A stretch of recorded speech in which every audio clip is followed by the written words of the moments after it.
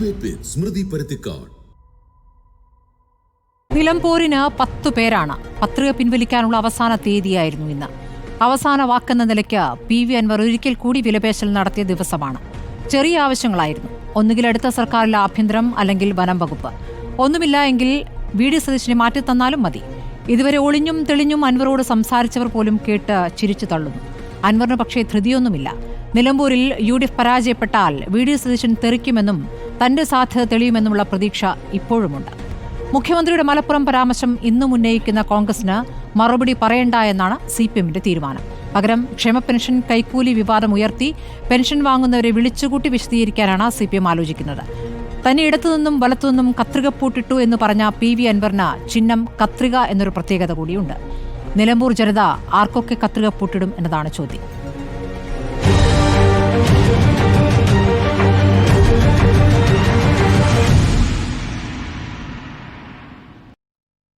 CPMൽ നിന്നും SK സജീഷ്, തൃണമൂൽ കോൺഗ്രസിൽ നിന്നും അഡ്വക്കേറ്റ് സാജിദ് ബാബു, BJPയിൽ നിന്നും PR ശിവശങ്കർ, രാഷ്ട്രീയ നിരീക്ഷകൻ അല്ലെങ്കിൽ കോൺഗ്രസ് അനുഭാവി എന്ന നിലയ്ക്ക് ശ്രീ N ശ്രീകുമാറും ചർച്ചയിൽ പങ്കെടുക്കുകയാണ്. അത് ഞാൻ സജീഷിലേക്ക്. SK സജീഷ്, ഇന്നിപ്പോൾ പത്രിക പിൻവലിക്കാനുള്ള അവസാന തീയതിയായിരുന്നു. 10 പേർ പോരാട്ടത്തിന്. PV അൻവർ പത്രിക പിൻവലിക്കുന്നില്ല, ഈ പോരാട്ടത്തിൽ ഉറച്ചു നിൽക്കുന്നു, പിണറായി സത്തിനെതിരെ എന്നുള്ള നിലപാട്, അതോടൊപ്പം തന്നെ പ്രതിപക്ഷ നേതാവിനെതിരെയുള്ള കാര്യങ്ങളും ഉയർത്തുന്നുണ്ട്. ഈ ദിവസത്തെ നിങ്ങളുടെ ആത്മവിശ്വാസം എത്രത്തോളമാണ്?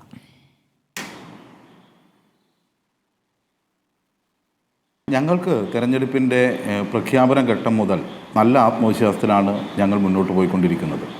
ഞങ്ങൾ സ്ഥാനാർത്ഥി പ്രഖ്യാപനം നടത്തിയ ശേഷം കൃത്യമായി സ്ഥാനാർത്ഥി പര്യടനവും ജനങ്ങളുടെ ഇടയിലുള്ള പ്രവർത്തനങ്ങളുമെല്ലാം നല്ലവണ്ണം സംഘടിപ്പിക്കാൻ ഞങ്ങൾക്ക് സാധിക്കുന്നുണ്ട്. എന്നാൽ ഇപ്പോൾ ഏറ്റവും ഒടുവിൽ നമ്മൾ ഇത്തരമൊരു വിഷയം ചർച്ച ചെയ്യപ്പെടേണ്ടി വരുന്നത് അവസാനത്തെ നോമിനേഷൻ പിൻവലിക്കാനുള്ള സമയം വരെ UDFനകത്ത് പ്രശ്നങ്ങൾ നിലനിൽക്കുന്നു, അൻവറുമായി ബന്ധപ്പെട്ട പ്രശ്നങ്ങൾ നിലനിൽക്കുന്നു എന്നതുകൊണ്ടാണ്. ഇന്ന് രാവിലെ 9 മണി വരെ പ്രധാനപ്പെട്ട UDF നേതാക്കന്മാർ തൻ്റെ കാലു പിടിക്കാൻ വന്നിരുന്നു എന്നാണ് അൻവർ പറയുന്നതായി നമ്മൾ മാധ്യമങ്ങളിൽ കേട്ടു. ഞങ്ങളെ സംബന്ധിച്ചിടത്തോളം ഇല്ല. അല്ല, ഞാൻ CPM വിശ്വസിക്കുന്നു എന്നല്ല പറഞ്ഞത്. ആ വാക്കുകളാണ് ഇന്നത്തെ ചർച്ചയ്ക്ക് ഉൾപ്പെടെ ആധാരമായത് എന്ന് കാണാൻ വേണ്ടി കഴിയും. അത്തരമൊരു വിഷയം ഇപ്പോൾ റിപ്പോർട്ടർ ചാനൽ ചർച്ച ചെയ്യാനിടയായ സാഹചര്യം അതുൾപ്പെടെയാണല്ലോ. അദ്ദേഹം അങ്ങനെ പറയുന്നു. ഞങ്ങളെ സംബന്ധിച്ചിടത്തോളം ഈ തെരഞ്ഞെടുപ്പ് ഞങ്ങൾക്ക് ജനങ്ങളുടെ മുന്നിൽ ഞങ്ങളുടെ 9 വർഷക്കാലത്തെ ജനപക്ഷ വികസനത്തിൻ്റെ കൃത്യമായ കാര്യങ്ങൾ വിശദീകരിക്കാനും ജനങ്ങളെ കൂടുതൽ ചേർത്ത് പിടിക്കാനും എല്ലാമുള്ള അവസരമായി ഈ തെരഞ്ഞെടുപ്പിനെ ഞങ്ങൾ കാണുകയാണ്. അതിനനുസരിച്ച് മികച്ച പ്രവർത്തനമാണ് ഞങ്ങൾ നടത്തിക്കൊണ്ടിരിക്കുന്നത്. ഞങ്ങൾ തികഞ്ഞ ആത്മവിശ്വാസത്തിലാണ്. നിലമ്പൂർ മണ്ഡലം ഉൾപ്പെടെയുള്ള എല്ലാ പ്രദേശങ്ങളിലും ഉണ്ടായ വികസനത്തെക്കുറിച്ച് ഞങ്ങൾക്ക് ചർച്ച ചെയ്യാൻ വേണ്ടി കഴിയും. പക്ഷേ മലപ്പുറത്തെ നിങ്ങൾ എങ്ങനെയാണ് കാണുന്നത് എന്ന് പറഞ്ഞുകൊണ്ടാണ് പ്രതിപക്ഷം പ്രചാരണം നടത്തുന്നത്. സജീഷ്, അതിനെ എങ്ങനെയാണ് CPM നേരിടാനിരിക്കുന്നത്? കാരണം നിങ്ങളുടെ നേതാക്കൾ തന്നെ പറഞ്ഞ പല പരാമർശങ്ങൾ, മുഖ്യമന്ത്രി മലപ്പുറവുമായി ബന്ധപ്പെട്ട് നൽകിയ അഭിമുഖം, ഇതൊക്കെയാണ് പ്രധാനപ്പെട്ട വിഷയങ്ങളായി പ്രതിപക്ഷം എടുത്തുയർത്തുന്നത്. അത് നിലമ്പൂരിൽ എങ്ങനെ പ്രതിഫലിക്കുമെന്നാണ് നിങ്ങൾ ഭയപ്പെടുന്നത്? യഥാർത്ഥത്തിൽ ഞങ്ങൾക്ക് നല്ല അവസരമല്ലേ കൈവന്നിരിക്കുന്നത്?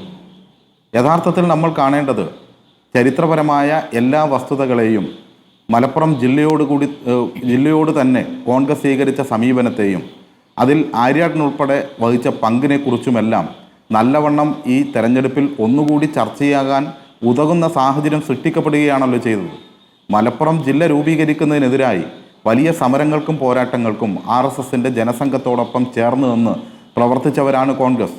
അതിന് നിരാഹാരം കടന്ന ശ്രീ ആര്യാടൻ ഉൾപ്പെടെയുള്ള ആളുകൾ അവരുടെ പ്രവർത്തനം ഇപ്പോൾ എന്തായിരുന്നു എന്ന് ഇപ്പോഴത്തെ സ്ഥാനാർത്ഥിയിലേക്ക് വരെ എത്തി നിൽക്കുന്ന സാഹചര്യത്തിലേക്ക് വരുന്നു. അതാണ് മലപ്പുറം ജില്ല രൂപീകരിച്ചത് നിങ്ങളാണ് എന്നുള്ള ഒരു അവകാശവാദം അവിടെ ഉന്നയിക്കുമ്പോൾ സജീഷ്, അത് സപ്തകക്ഷി മുന്നണിയായിരുന്നല്ലോ. അങ്ങനെ ഒരു മുന്നണി രൂപീകരിക്കണമെങ്കിൽ മലപ്പുറം ജില്ല വേണമെന്ന ലീഗ് ശഠിച്ചത് കൊണ്ടല്ലേ അത് സാധ്യമായത് എന്ന് തിരിച്ചും UDFൽ നിന്ന് ചോദ്യമുണ്ട്. പുതിയൊരു കാര്യങ്ങളെ എങ്ങനെയും വളച്ചൊടിക്കാൻ വേണ്ടി കഴിയും. ഞങ്ങൾ സപ്തകക്ഷി മുന്നണി ആയിരിക്കുമ്പോൾ അതിൽ CPIM-ഉം CPI-യും എല്ലാം ഉൾപ്പെടുമ്പോൾ, മുസ്ലിം ലീഗ് ഉൾപ്പെടെ ഉൾപ്പെടുമ്പോൾ മലപ്പുറം ജില്ല രൂപീകരിക്കാൻ ഞങ്ങൾ സന്നദ്ധരായി. എന്നാൽ അപ്പുറത്തൊരു മുന്നണി ഉണ്ടായിരുന്നു. ആ മുന്നണിയെക്കുറിച്ചാണ് ഇപ്പോൾ ചർച്ച ചെയ്യുന്നത്. ആ മുന്നണി എന്ന് പറയുന്നത് കോൺഗ്രസും ജനസംഘവും RSSും ചേർന്ന മുന്നണിയായിരുന്നു. ആ മുന്നണിയാണ് മലപ്പുറം ജില്ലാ രൂപീകരണത്തിനെതിരായി ശക്തമായ പോരാട്ടങ്ങളും സമരങ്ങളും നടത്തിയത്. അതിൻ്റെ ഭാഗമായി നിരാഹാര സമരം ഉൾപ്പെടെ അനുഷ്ഠിച്ച വ്യക്തിത്വമാണ്, മഹാവ്യക്തിത്വമാണ് ശ്രീ ആര്യാടൻ മുഹമ്മദ്. അദ്ദേഹത്തിൻ്റെ പിന്മുറയാണ് ഇപ്പോൾ ഈ തെരഞ്ഞെടുപ്പിൽ മത്സരിക്കുന്നത് എന്നെല്ലാം നിൽക്കുമ്പോൾ ഈ ചരിത്ര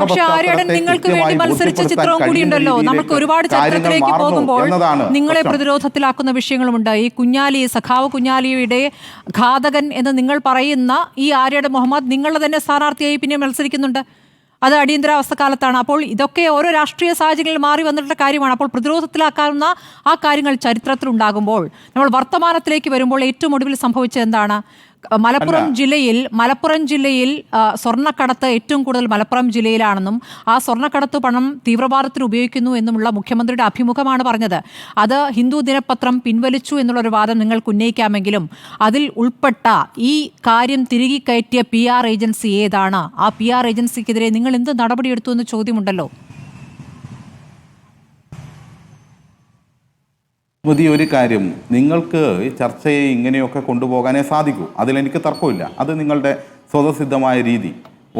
ഒരു മാധ്യമം, ആ മാധ്യമം തന്നെ വളരെ വ്യക്തമായി ഞങ്ങളുടെ പ്രവൃത്തി പത്ര ധാർമ്മികതയ്ക്ക് ചേർന്നതായില്ല എന്ന് സ്വയം പറയുകയും മാപ്പ് പറയുകയും ചെയ്തിട്ടുണ്ട്. പിന്നെ നിങ്ങളാരെയും ബോധ്യപ്പെടുത്തേണ്ട കാര്യം ശ്രീ പിണറായി വിജയൻ ഉയർത്തിപ്പിടിക്കുന്ന മതനിരപേക്ഷതയുടെ കാര്യത്തിൽ ഞങ്ങൾക്കില്ല. അത് നല്ലവണ്ണം ബോധ്യമുള്ളവരും പിണറായി വിജയൻ്റെ വാക്കിലോ പ്രവൃത്തിയിലോ ഏതെങ്കിലും ഒരു ജനവിഭാഗത്തിനോട് എന്തെങ്കിലും ഒരു വിവേചനം ഉണ്ടാകില്ല എന്ന് നല്ല ബോധ്യമുള്ള ഈ മലയാളക്കരയിലെ ജനങ്ങൾക്ക് അത് കൃത്യമായിട്ട് അറിയാം. അത് മാധ്യമം മാപ്പ് പറഞ്ഞാലും നിങ്ങൾക്കെല്ലാം പിന്നെ എടുത്ത് ഉപയോഗിക്കാൻ നല്ല താല്പര്യം ഉണ്ടാകും. PR ഏജൻസിയുമായി ബന്ധപ്പെട്ട ആ അഭിമുഖത്തിൽ ഉണ്ടായിരുന്നത് ഒരു സഖാവിന്റെ മകനാണ് എന്നതുവരെയും മുഖ്യമന്ത്രി പറഞ്ഞതാണല്ലോ.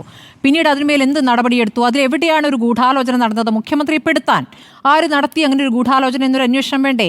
അതിലൊരു പ്രതികരണം വേണ്ടേ? ഒരു ഘട്ടം കഴിഞ്ഞപ്പോൾ അതിൽ നിശബ്ദതയാണ്. ഞാനതാണല്ലോ പറഞ്ഞത്. ഈ വിഷയം നമ്മൾ നന്നായി പല ഘട്ടങ്ങളിലായി ചർച്ച നടത്തിയിട്ടുള്ളതാണ്. ആ ചർച്ചയിലുടനീളം ഈ കാര്യങ്ങളെല്ലാം വിശദീകരിക്കുകയും ചെയ്തിട്ടുള്ളതാണ്. ഹിന്ദു എന്ന് പറയുന്ന ഈ രാജ്യത്തെ പ്രധാനപ്പെട്ട ഒരു മാധ്യമം, അവർ അതിന് നൽകിയ മറുപടി എന്ന് പറയുന്നത് ഞങ്ങളുടെ ഭാഗത്തുനിന്നുണ്ടായ തെറ്റ്, മുഖ്യമന്ത്രിയുടെ അഭിമുഖത്തിൽ അത്തരം തെറ്റായ ഒരു കാര്യം, അദ്ദേഹം പറയാത്ത കാര്യം വന്നു പോയത് ഞങ്ങളുടെ ഭാഗത്ത് പത്രമാധ്യമ ധർമ്മത്തിന് ചേർന്നതല്ല, അത് ഞങ്ങൾ മാപ്പ് ചോദിക്കുന്നു എന്ന് പറഞ്ഞതിന് ശേഷവും ഇത് ഇപ്പോഴും ചർച്ച ചെയ്യാനുള്ള നിങ്ങളുടെ ധാർമ്മികതയെക്കുറിച്ച് സ്വയം പരിശോധിച്ചാൽ മതി. അത് കുഴപ്പമില്ല. ആ ചോദ്യങ്ങൾ അവിടെ നിലമ്പൂരിൽ ഇങ്ങനെ ശക്തമായി ഉയരുന്നത് കൊണ്ടാണ് ഞാനത് ചോദിക്കുന്നത്. അല്ലാതെ ഇത് ചോദിച്ചുകൊണ്ടേ ഇരിക്കേണ്ട ഒരു ആവശ്യം മാധ്യമങ്ങൾക്കില്ലല്ലോ. അവിടെ പ്രതിപക്ഷം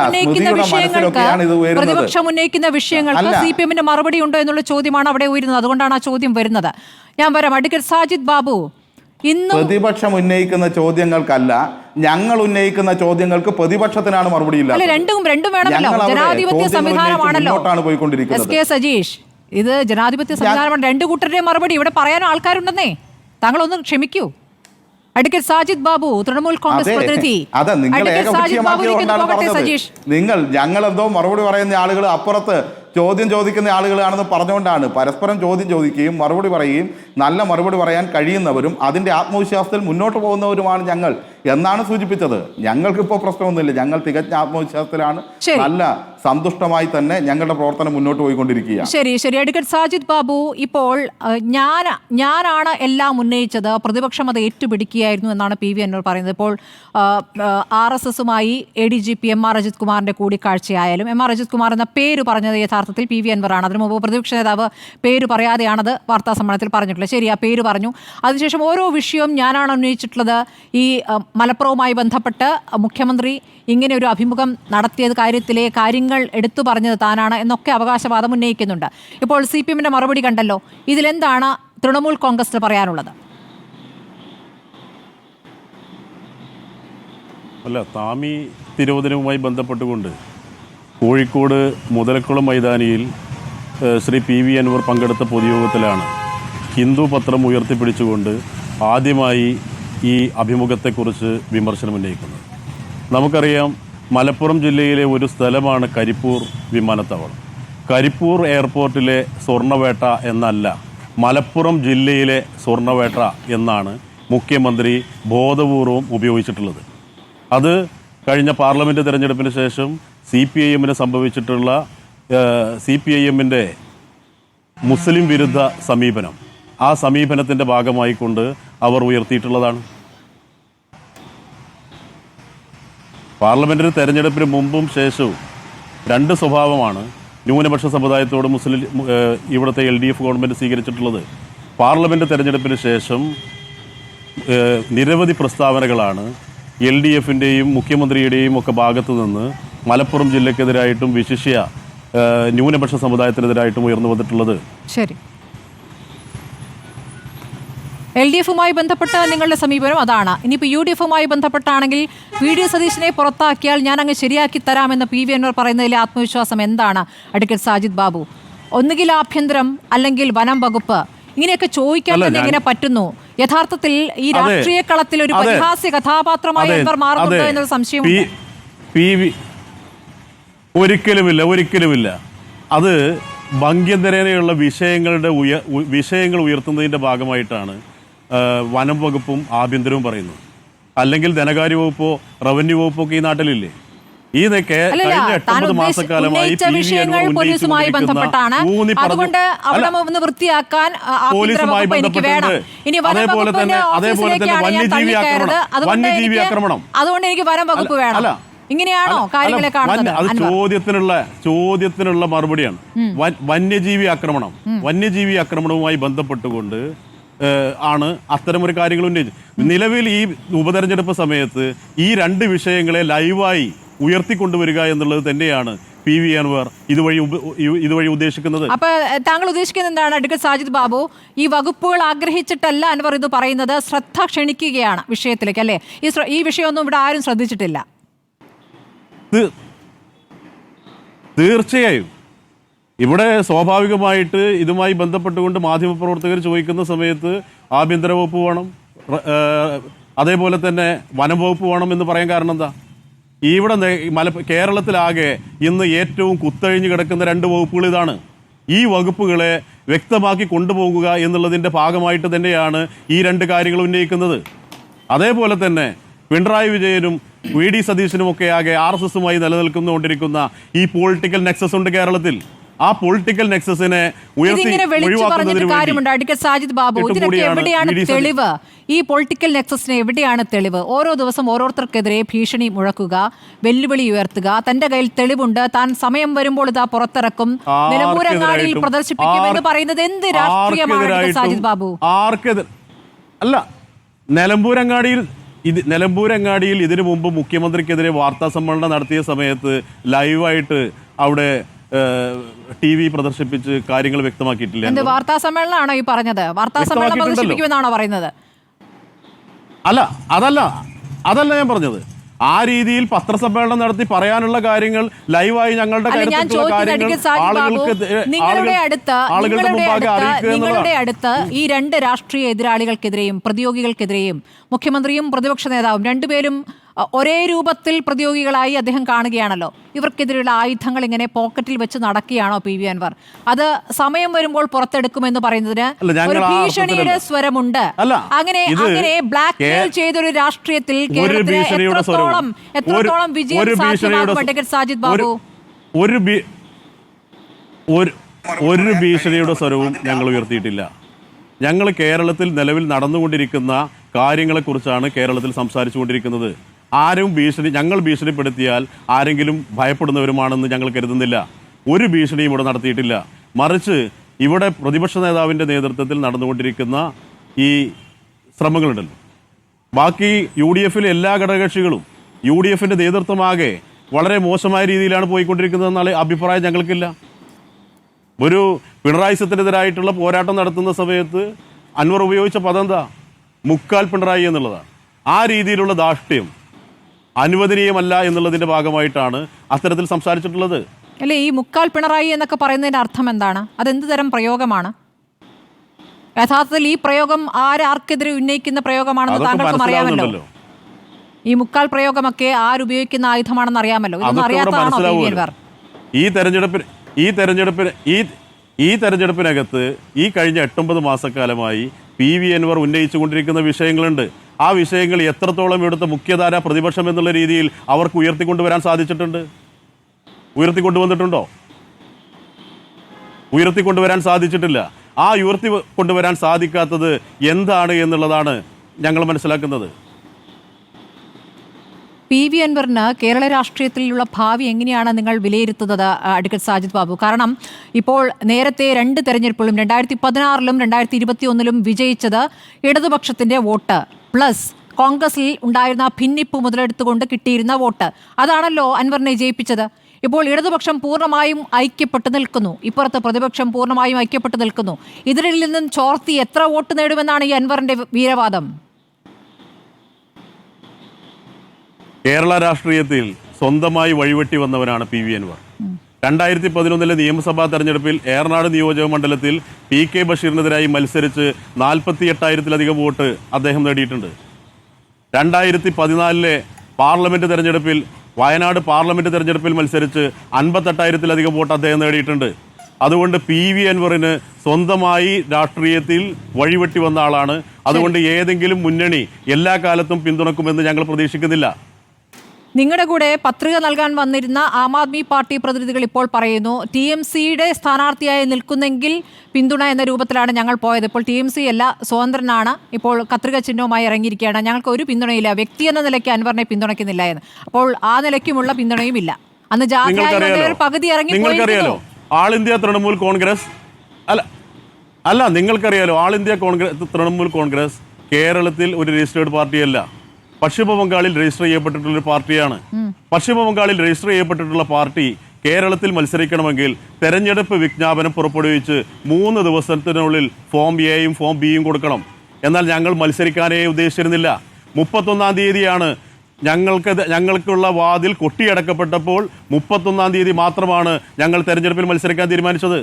നേരത്തെ ഞങ്ങൾ തെരഞ്ഞെടുപ്പിൽ മത്സരിക്കാൻ തീരുമാനിച്ചിരുന്നുവെങ്കിൽ ഞങ്ങൾ ഈ കത്ത് ഫോം എയും ബിയും ഒക്കെ കൊടുത്ത് ചിഹ്നം കിട്ടുന്ന ഒരു സാഹചര്യത്തിലേക്ക് വരുമായിരുന്നു. അപ്പൊ അവർ തൃണമൂൽ കോൺഗ്രസിനെയാണ് പിന്തുണക്കുന്നത്, സ്വതന്ത്രനെ പിന്തുണക്കുന്നില്ല എന്നാണ് പറയുന്നത്. എന്നാലും ആം ആദ്മിയുമായി ബന്ധപ്പെട്ടിട്ടുള്ള ആളുകൾ ഞങ്ങളെ പിന്തുണക്കുമെന്ന് തന്നെയാണ് ഞങ്ങൾ ന്യായമായും പ്രതീക്ഷിക്കുന്നത്. അവിടുത്തെ കേരളത്തിലെ നേതാക്കൾ തന്നെയാണ് പറയുന്നത് അൻവർ എന്ന വ്യക്തിക്ക് ഞങ്ങളുടെ പിന്തുണയില്ല എന്ന്. അത് കഴിഞ്ഞു, അതിനി പ്രതീക്ഷിക്കേണ്ട എന്നാണ് പറയുന്നത്. N. ശ്രീകുമാർ, ഇപ്പോൾ പ്രതിപക്ഷം ഉന്നയിക്കേണ്ട വിഷയങ്ങളെല്ലാം ഇവിടെ യഥാർത്ഥ പ്രതിപക്ഷമായി കോൺഗ്രസിനോ മുസ്ലിം ലീഗിനോ ഒരു കാര്യവും ആദ്യം ഉന്നയിക്കാൻ പറ്റിയിട്ടില്ല. എല്ലാം ഉന്നയിക്കുന്നത് ഇവിടെ അൻവറാണ്. അതുകൊണ്ടാണ് അൻവറിന് പ്രധാനപ്പെട്ട ചില വകുപ്പുകൾ തന്നാൽ അവിടെ ഒരു ശുദ്ധീകരണ പ്രക്രിയ അദ്ദേഹം നടത്തുമെന്ന് പറയുന്നത്. ആഭ്യന്തരം അല്ലെങ്കിൽ വനം വകുപ്പ്, അതല്ല എങ്കിൽ UDF-ൽ ഒരു ശുദ്ധീകരണം നടത്താൻ VD സതീശിനെ ഒഴിവാക്കിയാലും മതി. എന്തു പറയുന്നു?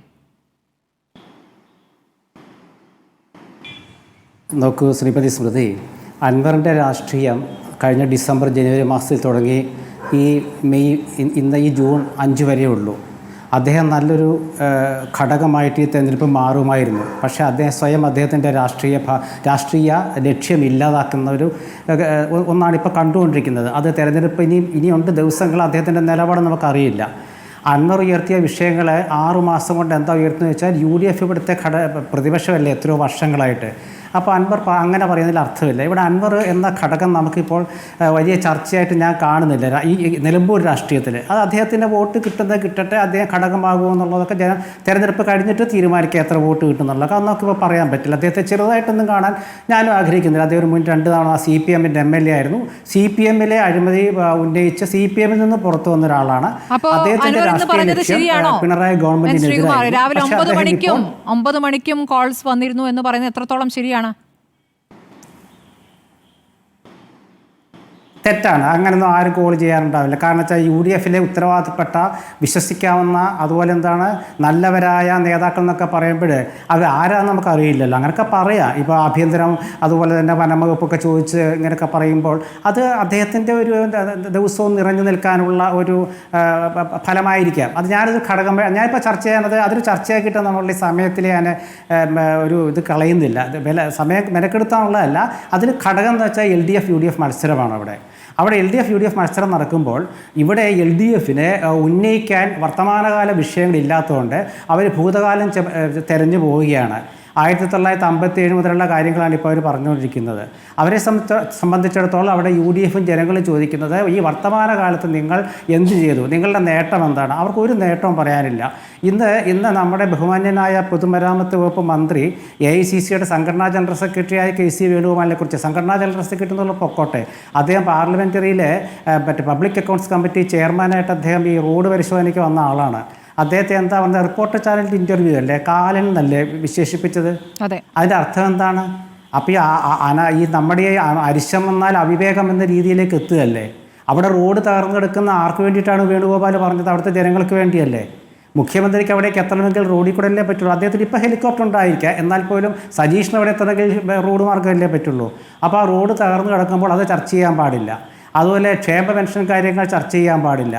അതുപോലെ ആരോഗ്യരംഗത്തെ മറ്റേ ആശുപത്രികളിൽ ചികിത്സയില്ലാത്ത ചർച്ച ചെയ്യാൻ പാടില്ല. നിലമ്പൂർ ഭാഗത്തുള്ള വന്യജീവി പ്രശ്നങ്ങൾ ചർച്ച ചെയ്യാൻ പാടില്ല. ചർച്ച ചെയ്യേണ്ടത് 1956, 57 67 മലപ്പുറം രൂപീകരിച്ചതൊക്കെ, അതൊക്കെ വേറെ ചർച്ച ചെയ്യുക, എന്തൊക്കെയാണ് അതിൻ്റെ വിശേഷങ്ങളെന്ന്. അപ്പോൾ അദ്ദേഹത്തിനിടയ്ക്ക് ശ്രീ സജീഷ് അദ്ദേഹം ഒരു കാര്യം പറഞ്ഞു, കോൺഗ്രസും ജനസംഘവും തമ്മിലുള്ള ബന്ധം എന്തോ എനിക്ക് കേട്ട പോലെ തോന്നി. നമ്മുടെ MT രമേശ് കഴിഞ്ഞ ദിവസം ഒരു പ്രസ്താവന ഇറക്കിയിരുന്നു. ഉദുമയിൽ ജനസംഘ സ്ഥാനാർത്ഥി മത്സരിച്ചപ്പോൾ അന്ന് അവിടെ മുഖ്യ തെരഞ്ഞെടുപ്പ് ഏജൻറ്റിൻ്റെ പേര് അദ്ദേഹം പറഞ്ഞിരുന്നു. അത് ഞാനിവിടെ പറയുന്നില്ല ആരാണെന്ന്. എന്തായാലും അദ്ദേഹവും കേരളത്തിൽ ഇന്നത്തെ ഒന്നാമത്തെ CPM-ൻ്റെ നേതാവാണ്. അപ്പോൾ അതുകൊണ്ട് അങ്ങനെ അത് മറ്റേത് ജനസംഘവും കോൺഗ്രസും തമ്മിൽ ഏത് കാലത്താണെന്നുള്ളത് എനിക്കറിയില്ല, അത് ഏത് ചരിത്രമാണെന്ന് എനിക്കറിയില്ല. അതോടെ നിൽക്കട്ടെ. ഇവിടെ വിഷയം എന്താ വെച്ചാൽ ഇപ്പം നാളെ രസകരമായ വസ്തുത KC വേണുഗോപാലിൻ്റെ പ്രസ്താവനയാണ് ഇപ്പോൾ ഇവരുടെ പിടിവള്ളി. എന്താ KC വേണുഗോപാൽ പറഞ്ഞത്? അതായത് ക്ഷേമ പെൻഷനുകൾ ഇങ്ങനെ യഥാസമയത്ത് കൊടുക്കാതെ ഒരു വോട്ടെടുപ്പിൻ്റെ ദിവസം വരുമ്പോൾ അത് ഒന്നിച്ചു കൊടുക്കുക, കുടിശ്ശിക. അത് ശരിയായ പ്രവണതയല്ല, അത് നല്ലൊരു ജനാധിപത്യ വഴക്കമല്ല എന്നാണ് പറഞ്ഞത്. ഇന്ന് VD സതീശൻ വ്യക്തമായിട്ട് പറഞ്ഞിട്ടുണ്ടത് തട്ടിപ്പാണെന്ന്. അത് വളരെ പച്ചയായിട്ട് പറയുമ്പോൾ ഇവർ പറയുന്ന നാളെ ക്ഷേമ പെൻഷൻകാരുടെ യോഗം വിളിച്ചോട്ടെ, കുഴപ്പമില്ല. തെരഞ്ഞെടുപ്പ് കാലത്ത് ക്ഷേമ പെൻഷൻകാരുടെ യോഗം വിളിക്കുമ്പോൾ എന്തിനാണെന്ന് നമുക്കറിയാമല്ലോ, വോട്ട് കിട്ടാനായിരിക്കുമല്ലോ വിളിക്കുന്നത്. അങ്ങനെയാണെങ്കിൽ മുഖ്യമന്ത്രി പിണറായി വിജയൻ 2 ജനസമ്പർക്കം എന്ന് പറയാൻ പറ്റില്ല, പ്രമുഖ സമ്പർക്ക പരിപാടി നടത്തി. ഒന്ന് നവകേരള സദസ് കാലത്തും ഒന്ന് ഈ കഴിഞ്ഞ 4ാം വാർഷിക കാലത്തും. അങ്ങനെയാണെങ്കിൽ പെൻഷൻ കാർഡ് യോഗം വിളിക്കായിരുന്നില്ലേ? കേരളത്തിലുടനീളം എല്ലാ ജില്ലകളിലും പോയതല്ലേ ഒരു പെൻഷൻ കാർഡ് യോഗം, ക്ഷേമ പെൻഷൻ വാങ്ങിക്കുന്നവരുടെ യോഗം, അവരുടെ ആവലാതി കേൾക്കാൻ, അവരുടെ പ്രശ്നങ്ങൾ പരിഹരിക്കാൻ ഒരു യോഗം എന്താ വിളിക്കായിരുന്നേ? അവിടെ കുടിശ്ശികയോടൊപ്പം ഉണ്ട്. അപ്പോൾ അവിടെ മിണ്ടാട്ടമില്ല. സഹകാരികളുടെ യോഗം വിളിച്ചോ? ഇല്ല, മിണ്ടാട്ടമില്ല. കാരണം എന്താ? കരുവന്നൂറൊക്കെ ചോദിക്കും. അപ്പോൾ ഇതൊക്കെ ജനങ്ങൾക്ക് മനസ്സിലാവുന്നുണ്ട്. അപ്പോൾ ഈ തെരഞ്ഞെടുപ്പ് വിഷയകാലം വരുമ്പോൾ ഇത് തേച്ച് മിനുക്കി KC വേണുഗോപാലിൻ്റെ പ്രസംഗം ആയുധമാക്കിയെന്നൊക്കെ ചാനലുകളൊക്കെ പറയുന്ന കേട്ടാൽ എന്തായുധമാണത്?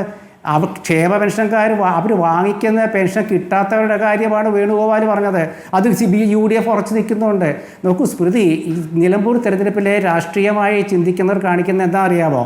1 UDF-ൻ്റെ നിലപാട്, 2 LDF-ൻ്റെ നിലപാടില്ലായ്മ. UDF-ൻ്റെ നിലപാടും ആ നിലപാട് വഴി VD സതീശനുണ്ടായ ഒരു മികവും ചർച്ച ചെയ്യുന്നില്ലേ കേരളം ഇന്ന്? സംശയമുണ്ടോ? CPM-ൻ്റെ സ്ഥിതി, LDF-ൻ്റെ സ്ഥിതി എന്താണ്? CPM-ന് അവരുടെ മുറ്റത്തൊരു സ്ഥാനാർത്ഥി ഉണ്ടായിരുന്നില്ലേ? അവരുടെ മുറ്റത്ത് സ്ഥാനാർത്ഥി ഉണ്ടായിരുന്നു. എന്നിട്ട് അവരത് ലോകം മുഴുവൻ തിരഞ്ഞെടുത്തു സ്ഥാനാർത്ഥിയെ കിട്ടാനായിട്ട്. അതിനുശേഷം സ്ഥാനാർത്ഥിയെ പ്രഖ്യാപിച്ചു. LDF കൺവെൻഷൻ നടന്നു. മുഖ്യമന്ത്രി പുതുപ്പള്ളി കൺവെൻഷൻ മുഖ്യമന്ത്രി ഉദ്ഘാടനം ചെയ്യാൻ പോയില്ല, ഗോവിന്ദ മാഷ ഉദ്ഘാടനം ചെയ്തത്. നിലമ്പൂർ അദ്ദേഹം വന്ന് ഉദ്ഘാടനം ചെയ്തു. നല്ല കാര്യം. മുഖ്യമന്ത്രിയല്ലേ, LDF-ൻ്റെ നേതാവല്ലേ. അദ്ദേഹം ആ പ്രസംഗത്തിൽ പറയുകയാണ്, ഇവിടെ LDF ഒരു കാര്യം തീരുമാനിച്ച എല്ലാ ഘടകകക്ഷികളും ഒന്നിച്ചു പോകുന്നത്. അപ്പോൾ അവിടെ KB ഗണേഷ് കുമാറിൻ്റെ ഒരു ചിത്രം ഉയർത്തിയിട്ട് കേരള കോൺഗ്രസ് B പ്രവർത്തകർ എന്തോ മുദ്രാവാക്യം വിളിച്ചോന്ന് അറിയാൻ വയ്യ, ചിത്രം ഉയർത്തി കാണിച്ചു. അപ്പോൾ മുഖ്യമന്ത്രി പ്രസംഗം നിർത്തി. എന്നിട്ട് പറയുകയാണ് LDF-ൻ്റെ അടയാളങ്ങൾ മാത്രം മതി. LDF-ൻ്റെ അടയാളം എന്താ? എനിക്ക് മനസ്സിലാവുന്നില്ല. ഇനിയിപ്പോൾ മുഖ്യമന്ത്രി ചിത്രം ഉയർത്തി കാണിക്കലാണോ അതോ പൊതു അടയാളങ്ങൾ എന്നാണ് പറഞ്ഞത്? KB ഗണേഷ് കുമാറിന്റെ വലിയ പടമായിരുന്നു അവിടെ. അത് അവിടെ ആപ്റ്റ് ആയിരുന്നു എന്ന് താങ്കൾക്ക് തോന്നുന്നുണ്ടോ? ആയിക്കോട്ടെ. അല്ല, ഞാൻ ചോദിക്കട്ടെ, KB ഗണേഷ് കുമാറിൻ്റെ പടം അവിടെ ഉയർത്താൻ കാരണം എന്താ? LDF-ലെ ഘടകകക്ഷി ആയതുകൊണ്ടല്ലേ? അങ്ങനെ അവർക്ക് ആ പടം ഉയർത്താത്തതെന്ന് അവരുടെ ഘടകകക്ഷി ആയതുകൊണ്ടല്ലേ? അത് അവർ ഉയർത്തുമ്പോൾ അത് LDF-ൻ്റെ പൊതു അടയാളം എന്ന് പറഞ്ഞപ്പോൾ ഏതേ പൊതു അടയാളങ്ങൾ നമുക്ക് മനസ്സിലാവുന്നില്ലെന്നാണ് പറഞ്ഞത്. ശരി, പൊതു അടയാളങ്ങൾ എന്നുള്ള ഏതാണ്? അത് LDF-നെ സംബന്ധിച്ചുള്ള എല്ലാ കക്ഷികളുടെയും കൊടികളാണല്ലോ പൊതു അടയാളം, എല്ലാ നേതാക്കളുടെയും മുഖങ്ങളുമാണ്.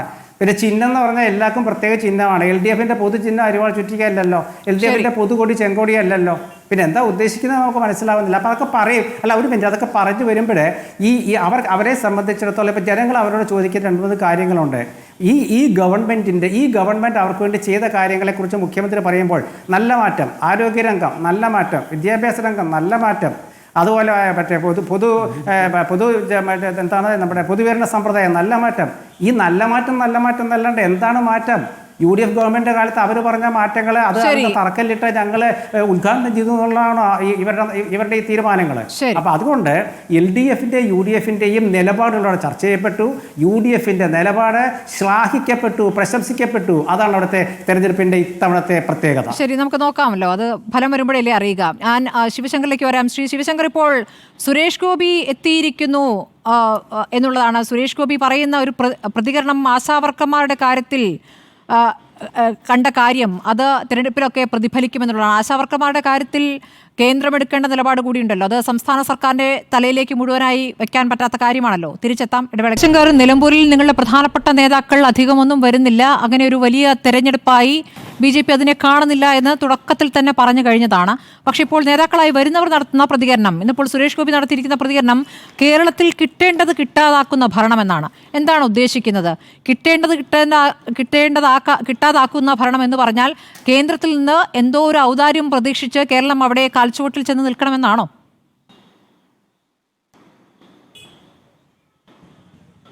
സ്മൃതി, അങ്ങനെയൊന്നും ആ വാക്കുകളെ വളച്ചൊടിക്കേണ്ട കാര്യമില്ല. അത് കേന്ദ്ര ഭരണ ധാരാളം കാര്യങ്ങൾ ലഭിക്കുന്നുണ്ട്.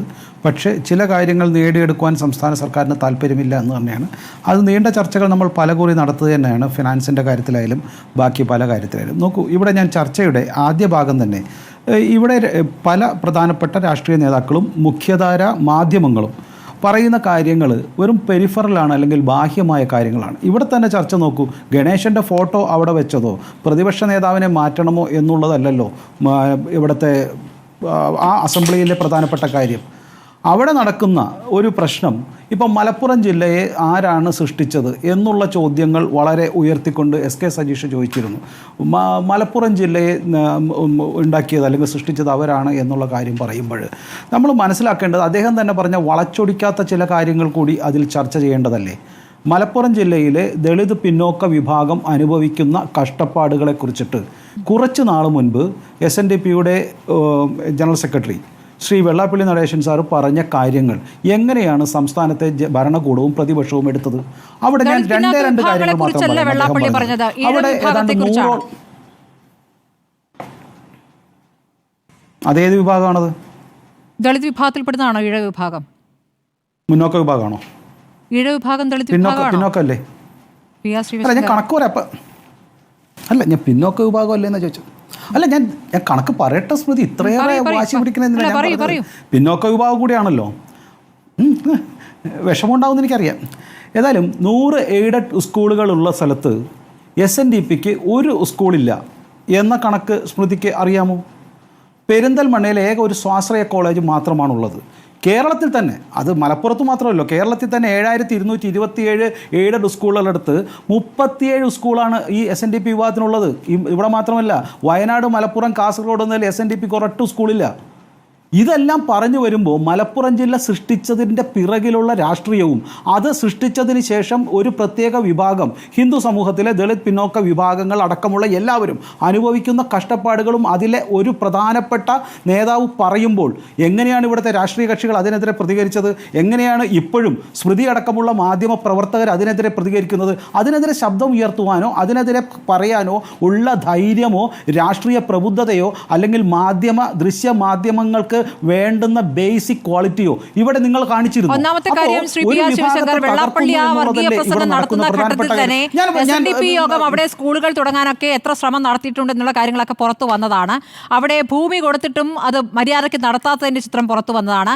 തെക്കുള്ളതുപോലുള്ള സ്വാധീനം ഈ വെള്ളാപ്പള്ളി നടേശന് വടക്കോട്ടേക്ക് അത്ര ഇല്ല എന്നുള്ള കാര്യവും വ്യക്തമാണ്. അപ്പോൾ ഒരു വർഗീയ പ്രസംഗം നടത്തി അങ്ങനെ ഒരു സ്വാധീനം ഉണ്ടാക്കാൻ അദ്ദേഹം നടത്തിയ ഒരു ശ്രമമാണ് അവിടെ കണ്ടത്. ഇനി ഈ താങ്കൾ ഈ പറയുന്ന വിഷയമുണ്ടല്ലോ, ഇതല്ലല്ലോ നിങ്ങളുടെ സംസ്ഥാന അധ്യക്ഷൻ പറയുന്നത്. അദ്ദേഹം പറയുന്നത് വികസനം ചർച്ചയാകുമെന്നാണ്. വികസനവുമായി ബന്ധപ്പെട്ട ചർച്ചകൾ മുന്നോട്ട് വയ്ക്കുമെന്ന് BJP സംസ്ഥാന അധ്യക്ഷൻ പറയുമ്പോൾ തുഷാർ വെള്ളാപ്പള്ളി പറയുന്ന അദ്ദേഹത്തിൻ്റെ പിതാവ് അവിടെ നടത്തിയ വർഗീയ പ്രസംഗമാണ് അവിടെ വോട്ടാവുക എന്നാണ് താങ്കൾ പറയുന്നത്. അപ്പോൾ നിങ്ങൾ ഏതാണ് മുന്നോട്ട് വയ്ക്കുന്നത്? സാമാന്യ യുക്തി അനുസരിച്ച് ചിന്തിച്ചാൽ മനസ്സിലാകുന്ന ഒരു പ്രധാനപ്പെട്ട കാര്യം, വിദ്യാഭ്യാസത്തിലൂടെയാണ് വികസനം വരുന്നത് എന്നാണ് ഞാൻ മനസ്സിലാക്കുന്നത്. വിദ്യാഭ്യാസമില്ലാത്ത, ആലോചനാശക്തി ഇല്ലാത്ത വികസനത്തിൻ്റെ പരിണിത ഫലങ്ങളാണ് ഇന്ന് ഈ കേരളത്തിലും മാധ്യമ മേഖലയിലും കാണുന്നത്. അതുകൊണ്ട് തന്നെ വിദ്യാഭ്യാസം അടിസ്ഥാനമാണ് വികസനത്തിനും. അതുകൊണ്ട് തന്നെ ദേശീയ തലത്തിൽ തന്നെയും അത് അടിച്ചമർത്തപ്പെട്ട ശിവശങ്കർ, ഏത് മേഖലയാണ് വിദ്യാഭ്യാസക്കുറവ് താങ്കൾ കാണുന്നത്? ഞാനൊന്ന് ഒരു ഇത്രയേറെ ചോദ്യങ്ങൾ പറഞ്ഞ വാചകമാണ് ഞാൻ ചോദിച്ചത്. താങ്കൾ പറയുന്നത് വിദ്യാഭ്യാസമില്ലായ്മയാണ് മാധ്യമ മേഖലയിൽ നിന്ന് പറഞ്ഞു കേട്ടു. താങ്കൾ അറിയാതെ പറഞ്ഞു പോയതാണെങ്കിൽ അതൊന്ന് വിശദീകരിക്കാൻ വേണ്ടി ചോദിച്ചതാണ്. അല്ല, ഞാൻ സമ്മതിച്ചു, വിശദീകരണം ഞാൻ തരാം, എനിക്ക് ഒരു ബുദ്ധിമുട്ടുമില്ല, അതിനാണല്ലോ വന്നേക്കുന്നത്. പക്ഷേ 4ാമത്തെ ഊഴമാണ് എനിക്ക് കിട്ടിയത്, സന്തോഷം, അതെങ്കിലും തന്നല്ലോ. 4ാമത്തെ ഊഴത്തിൽ ഞാൻ ഒരു വാചകമെങ്കിലും മുഴുവിപ്പിക്കാൻ സ്മൃതി സമ്മതിച്ചോ? ഒരു വാചകമെങ്കിലും? മറ്റുള്ളവരോട് അത്ര ഉണ്ടായിരുന്നോ? ഈ മാധ്യമങ്ങൾ കാണിക്കുന്ന ഈ നെറികേടല്ലേ ഈ കേരളത്തിൽ നിന്ന് ചർച്ച ചെയ്യേണ്ടത്? ഞങ്ങൾ പറയുമ്പോൾ, അത് പ്രത്യേകിച്ച് ദളിത് പിന്നോക്ക വിഭാഗത്തിൻ്റെ കാര്യം പറയുമ്പോൾ എന്താണ് ഇത്ര ഒരു അസ്പൃശ്യത? ഞങ്ങൾ കാര്യങ്ങൾ പറയുമ്പോൾ എന്തിനാണ് ഇത്ര ഭയക്കുന്നത്? നിങ്ങൾ എന്തിനാണ് ഞങ്ങളുടെ വാക്കുകളെ നിങ്ങൾ എന്തിനാ ഇത്ര ഭയക്കണേ? ഈ കണക്കുകൾ അത് പറയൂ. അതുകൊണ്ട് ചോദ്യങ്ങൾ ഞാൻ ചോദിക്കട്ടെ സ്മൃതി ചോദ്യങ്ങൾ ചോദിക്കുമ്പോൾ ഇടയ്ക്ക് കയറി പറഞ്ഞു കഴിഞ്ഞാൽ ആ വാചകം പൂർത്തീകരിക്കാൻ പറ്റുമോ? സാമാന്യ മാന്യതയെങ്കിലും കാണിക്കും. ഞാൻ പറഞ്ഞു വരുന്നത്, ഇവിടെ കേരളത്തിൽ ഇത്തരത്തിൽ ഒരു വിഭാഗത്തിന് അത്തരം അവിടെ വിദ്യാഭ്യാസ സ്ഥാപനങ്ങൾ നടത്തുവാൻ പറ്റുന്നില്ല. അത് അവിടെ ആ പ്രത്യേക സമുദായത്തിലെ ആചാര്യന് അവിടെ സ്വാധീനമില്ലാത്തത് കൊണ്ടാണ്. എന്താ, സ്വാധീനമുള്ളവർ നടത്തായിരുന്നില്ലേ? നിങ്ങൾക്ക് നടത്തായിരുന്നില്ലേ? എന്തുകൊണ്ട് അവിടെ ഏറ്റെടുത്തപ്പോൾ നടത്താൻ പറ്റിയില്ല? എന്തിന് സംസ്ഥാന കോളേജുകൾക്ക് മറ്റുള്ള സ്കൂളുകൾക്ക് നടത്താൻ? ഗവൺമെന്റ് അവിടെ വന്നിട്ട് അദ്ദേഹം നടത്തിയ പ്രസംഗം ഒരു വർഗീയ പ്രസംഗമായിരുന്നു. അവിടെ ഒരു വിഭാഗത്തിന് ശ്വാസം മുട്ടുന്നു എന്ന് പറഞ്ഞാൽ അങ്ങനെ ഒരു വിഭാഗം അവിടെ ഇല്ല. അവിടുത്തെ യാഥാർത്ഥ്യം അതാണ്. അവിടെ എല്ലാവരും ഒരുമിച്ച് ജീവിക്കുന്ന. നിങ്ങൾക്ക് മലപ്പുറം അറിയാഞ്ഞിട്ടാണ്, മലപ്പുറം അറിയാഞ്ഞിട്ടാണ്, മലബാർ അറിയാഞ്ഞിട്ടാണ്. അവിടെ ഐക്യത്തോടെയാണ് ജീവിക്കുന്നത് എല്ലാവരും. നിങ്ങൾക്ക് ഐക്യത്തോടെ ജീവിക്കുന്ന ഒരു മേഖല അറിയാഞ്ഞിട്ടാണ്. ഞാൻ ഐക്യത്തോടെ അല്ലാന്ന് പറഞ്ഞോ?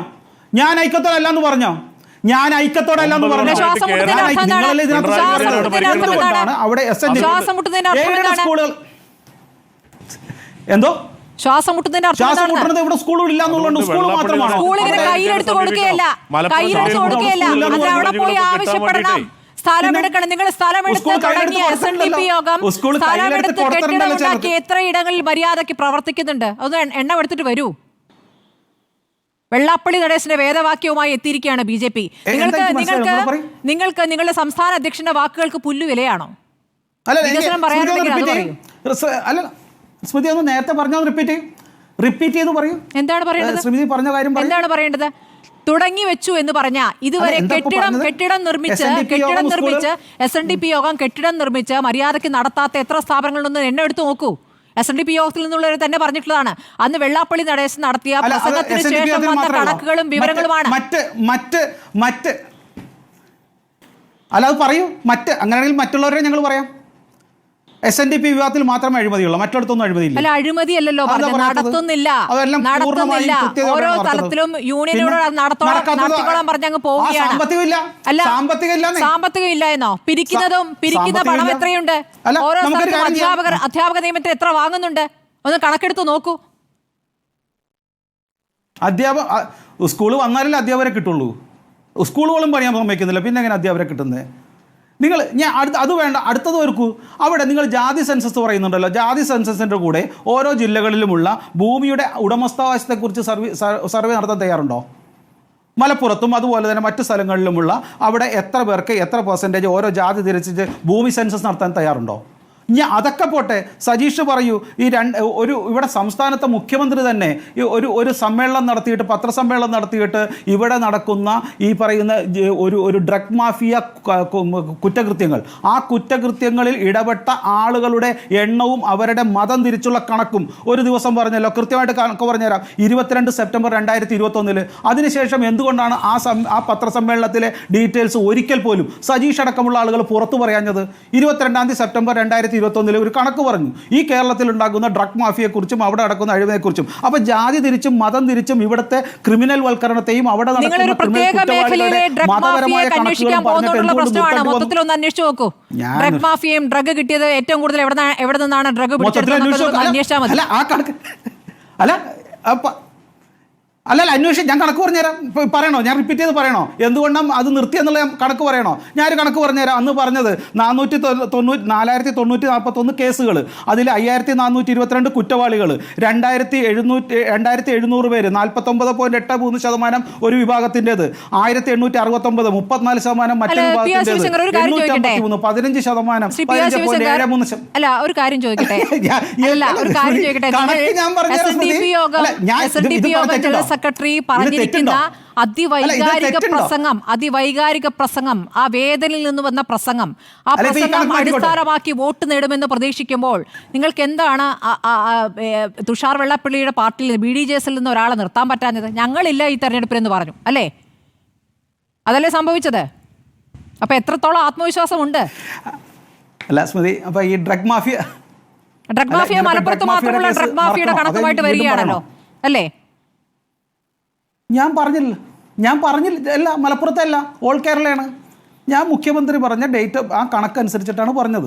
അപ്പം നിങ്ങൾ തന്നെ ആ കണക്ക് തുടങ്ങിയത് എന്നോട്, ഞാൻ പറയാൻ നിന്നല്ല, നിങ്ങളുമാക്കി തുടങ്ങി വെച്ചതാണ്. ഇനി അടുത്ത ഞാൻ കണക്ക് പറയാം.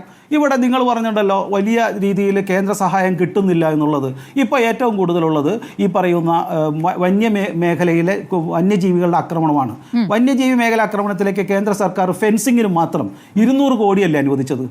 200 കോടി ഫെൻസിങ്ങിന് അനുവദിച്ചിട്ട് സംസ്ഥാന സർക്കാർ 60-40 ആയിരുന്നു. 60% സെൻട്രൽ ഗവൺമെൻറ് തരും, 40% സ്റ്റേറ്റ് ഇടണം. നിങ്ങൾ എത്ര യൂട്ടിലൈസ് ചെയ്തു? 130 കോടി ലാപ്സായെന്ന് പണ്ട് സ്മൃതിയുടെ തന്നെ പത്രം, മാതൃഭൂമി പത്രമല്ലേ റിപ്പോർട്ട് ചെയ്തിരുന്നത്. ഇപ്പോഴും 140 കോടി 30 കോടി ഈ കഴിഞ്ഞ വർഷത്തെയും ലാപ്സായി പോവുകയാണ്.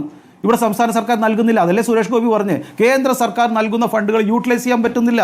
ഇതല്ലേ കണക്ക്? അപ്പോൾ നിങ്ങൾ ഇത്തരത്തിലുള്ള കണക്കുകളെ, പിന്നെ സജീഷ് ഇടയ്ക്കിടയ്ക്ക് പറഞ്ഞതാണ് തൊഴിലില്ലായ്മ ഇന്ത്യയിൽ ഏറ്റവും കൂടുതൽ 29.9% ഈ കേരളത്തിലല്ലേ. പിന്നെ പറയുന്നത് എന്താ? സജീഷ് പറയുന്നത് എന്നെന്തോ പറഞ്ഞില്ല, ഭാഗ്യം. അതിദരിദ്രരെ കുറയ്ക്കുന്ന കാര്യത്തിൽ സംസ്ഥാന സർക്കാർ വലിയ നേട്ടം സംഭവിച്ചു. ഇന്ത്യയിൽ മുഴുവൻ അത് കുറച്ചിട്ടുണ്ട്. 24.82% ഏറ്റവും കുറച്ച് ഇപ്പോൾ 11% ഇന്ത്യയിലായിട്ടുണ്ട്. കേരളത്തിലും കുറഞ്ഞിട്ടുണ്ട്. 80 കോടി ആളുകൾക്ക് അരി കൊടുക്കുന്നുണ്ട്, മറ്റുള്ള സാധനം ചെയ്യുന്നുണ്ട്, കേന്ദ്രത്തിൽ നടക്കുന്നുണ്ട്. അപ്പോൾ ഇത്തരത്തിൽ ഞാൻ പറഞ്ഞു വരുന്നത്, ഇത്തരത്തിലുള്ള ഈ ജനങ്ങളെ ഏറ്റവും കൂടുതൽ ബാധിക്കുന്ന പ്രശ്നങ്ങളെ മാറ്റി നിർത്തിക്കൊണ്ട് അവിടെ ഗണേഷ് കുമാറിൻ്റെ ഫോട്ടോ വെച്ചോ ഇവിടെ പ്രതിപക്ഷ നേതാവിനെ മാറ്റിവെച്ചോ എന്നുള്ളതല്ല. ഞങ്ങളുടെ സംസ്ഥാന പ്രസിഡന്റ് പറഞ്ഞ വികസനം തന്നെ ഇത്തരത്തിൽ വിദ്യാഭ്യാസത്തിലൂന്നിയ പാവപ്പെട്ടവരുടെയും പിന്നോക്ക വിഭാഗത്തിൻ്റെയും വികസനം തൊട്ട് അവിടെ നടക്കുന്ന വന്യജീവി ആക്രമണവും അവിടെ തൊഴിലില്ലായ്മയും എല്ലാം ഞങ്ങൾ മുന്നോട്ട് വയ്ക്കും, ഒരു സംശയവുമില്ല. ഞാൻ തുടങ്ങിയെടുത്തുന്നല്ല, ഞാൻ ഒരു പുതിയൊരു കാര്യം പറഞ്ഞതേ ഉള്ളൂ. ഇവിടെ മലപ്പുറം നിർമ്മിച്ചപ്പോൾ അവിടുത്തെ ജനങ്ങൾക്കെല്ലാം വലിയ നേട്ടമുണ്ടാക്കി എന്നുള്ള ഒരു വ്യാപകമായ പ്രചരണത്തെ സ്മൃതി പോലും കണക്കുകൾ വെച്ച് ഒരു തടസ്സപ്പെടുത്തുന്നില്ല. ചോദ്യങ്ങൾ പിന്നെ CPM-നോട് ചോദിക്കുകയില്ല എന്ന് എനിക്കറിയാം. അത്തരം മാധ്യമങ്ങൾക്കെതിരെയുമാണ് വിദ്യാഭ്യാസത്തിൻ്റെ കാര്യം പറഞ്ഞത്. അടിസ്ഥാന വിദ്യാഭ്യാസമല്ല, ഒരു ധാർമ്മിക വിദ്യാഭ്യാസത്തിൻ്റെ കുറവുണ്ട് എന്ന് കൂടിയാണ് ഞാൻ പറഞ്ഞത്. ധാർമ്മിക വിദ്യാഭ്യാസത്തിൻ്റെ കുറവുണ്ടെങ്കിൽ അതങ്ങ് സഹിച്ചു ശ്രീ PR ശിവശങ്കർ. നിങ്ങൾ ഉദ്ദേശിക്കുന്ന ധാർമ്മികതയല്ല നമ്മൾ ഉദ്ദേശിക്കുന്ന ധാർമ്മികത. അതിലെ വ്യത്യാസമാണ്. അത് പറഞ്ഞിട്ട് കാര്യമില്ല. നിങ്ങൾ ഈ പറയുന്ന പോലെ ഇല്ല 130 കോടി ഫെൻസിങ്ങിന് ലാപ്സാക്കി എന്ന് പറയുന്നുണ്ടല്ലോ. ഫെൻസിങ് മാത്രമാണോ യഥാർത്ഥത്തിൽ ഈ മലയോര കർഷകരെ ബാധിക്കുന്ന ഏറ്റവും പ്രധാനപ്പെട്ട വിഷയം? എല്ലാം ഒരു ഫെൻസിങ്ങോട് കൂടി പരിഹരിക്കാവുന്ന ഒരു വിഷയമാണ്. ആക്രമിക്കാൻ നാട്ടിലേക്ക് ഇറങ്ങുന്ന കാട്ടാനയോ കടുവയെയോ കാട്ടുപന്നിയെയോ വെടിവെച്ച് കൊല്ലാനുള്ള അവകാശമില്ല. കാട്ടുപന്നിയെ കൊല്ലാം. മുഖ്യമന്ത്രി വാർത്താ സമ്മേളനത്തിൽ ചിരിച്ചുകൊണ്ട് പറഞ്ഞ അറിയാമല്ലോ, കാട്ടുപന്നിയെ കൊല്ലണമെങ്കിൽ കാട്ടുപന്നി വന്ന് ആക്രമണം നടത്തിയ ശേഷം അനുമതി തേടി പിന്നീട് ആ കാട്ടുപന്നിയാണോ ആക്രമിച്ചതെന്ന് കണ്ടെത്തി വേണം വെടിവെക്കാൻ. അതാണ് നിയമത്തിന്റെ നൂലാമാല. നിങ്ങൾ എന്ത് ചെയ്തു?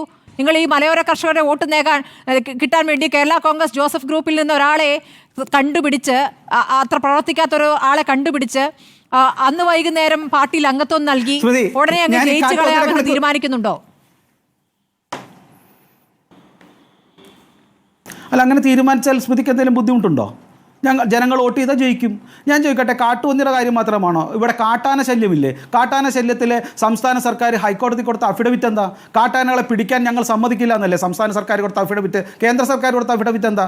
എന്ത് കാട്ടുപന്നിയുടെ കാര്യം മാത്രം നോക്കുന്നത്? പന്നിയെ നമുക്ക് വെടിവെച്ചു കൊല്ലാം. ആനയെ പിടിക്കാനായിട്ടുള്ള സംസ്ഥാന സർക്കാരിൻ്റെ തീരുമാനത്തിൽ ഒന്ന് അയവ് വരുത്താനായിട്ട് സ്മൃതിക്ക് എന്താ പറഞ്ഞു കൊടുത്താൽ? അപ്പോൾ ഇത്തരത്തിലുള്ള കാര്യങ്ങളെ നിങ്ങൾക്ക് പഠിക്കാൻ പറ്റില്ല.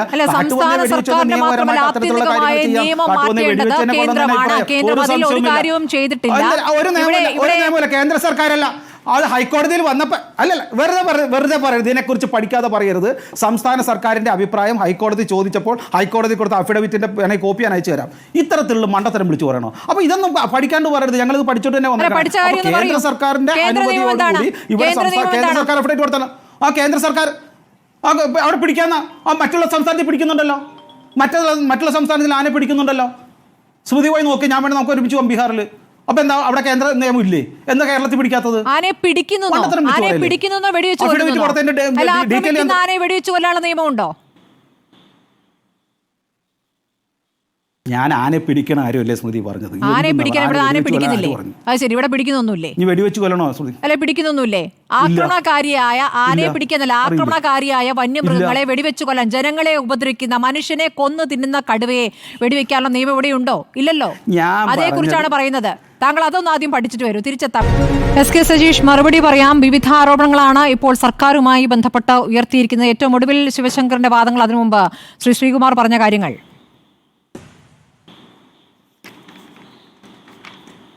തീർച്ചയായും സ്മൃതി, ഒന്ന് താങ്കളുടെ ചോദ്യമില്ലാതെ തന്നെ മറുപടിയിലേക്ക് കടക്കാൻ കഴിഞ്ഞതിലുള്ള സന്തോഷം പ്രകടിപ്പിക്കുകയാണ്. കെ.സി. വേണുഗോപാലാണ് ഇവിടെ ചില വാദങ്ങൾക്കെല്ലാം തുടക്കമിട്ടത്. അദ്ദേഹത്തിൻ്റെ രാജ്യസഭാ സീറ്റ് രാജസ്ഥാനിൽ 2 വർഷം ബാക്കിയുണ്ടായിരുന്ന രാജ്യസഭാ സീറ്റാണ് BJPക്ക് വിട്ടുകൊടുത്തത്. അവർക്ക് പിന്നീട് ജയിക്കാൻ വേണ്ടി കഴിയില്ല, അവരുടെ ഭരണം നഷ്ടപ്പെട്ടു പോയല്ലോ. BJP ആണ് ജയിക്കുക എന്നറിഞ്ഞുകൊണ്ട് തന്നെ രാജ്യസഭാ സീറ്റ് വിട്ടുകൊടുത്തു എന്ന് മാത്രമല്ല, ആ രാജ്യസഭാ സീറ്റിൽ പിന്നെ എതിരില്ലാതെ ജയിച്ച നവനീത് സിംഗ് ബിട്ടു ഇപ്പോൾ മോദിയുടെ ക്യാബിനറ്റിൽ മന്ത്രിയാണ്. അതായത് ഒരു മന്ത്രിയെ BJPക്ക് സമ്മാനിച്ചിട്ട് ഇവിടെ വന്ന് വർത്തമാനം പറയുമ്പോൾ കെ.സി. വേണുഗോപാൽ ആലോചിക്കേണ്ടത് മലയാളികൾക്ക് നല്ലവണ്ണം ഇതെല്ലാം തിരിച്ചറിയാനുള്ള ശേഷിയുണ്ട് എന്നാണ്. ഞാനതിൻ്റെ മറ്റ് വിശദാംശങ്ങളൊന്നും കടക്കുന്നില്ല.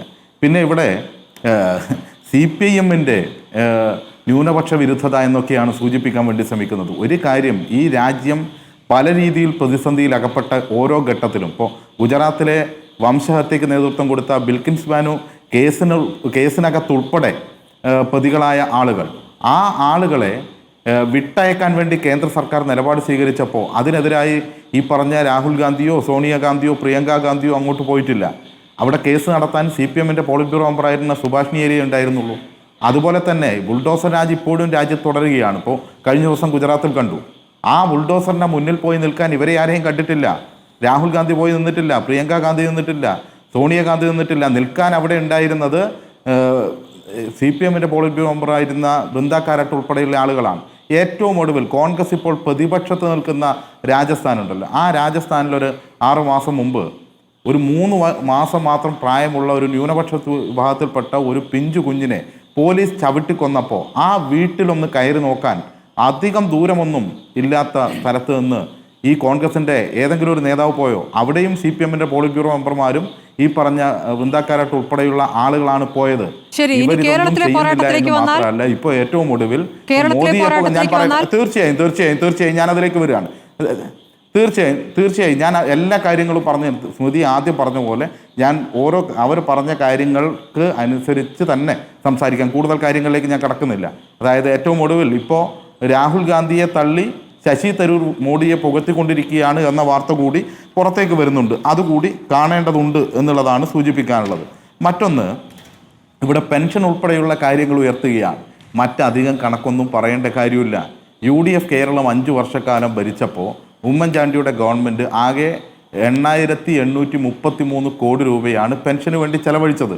ഞങ്ങൾ ചെലവഴിച്ചത് ഒന്നാം ഗവൺമെൻറ് കാലത്ത് 30,000 കോടി രൂപയും ഇപ്പോൾ 40,000 കോടിയിലധികവും ചെലവഴിച്ച് ഇനി ഈ ഗവൺമെൻറ് പൂർത്തീകരിക്കുമ്പോൾ ഏതാണ്ട് 90,000 കോടിയോളം രൂപ ക്ഷേമ പെൻഷൻ ഇനത്തിൽ കേരളത്തിലെ ജനങ്ങൾക്ക് ലഭിക്കുകയാണ്. ഈ വ്യത്യാസം ഏതാണ്ട് 9,000 കോടിയും 90,000 കോടിയും തമ്മിലുള്ള വ്യത്യാസം കേരളത്തിലെ ജനങ്ങൾക്കറിയാം.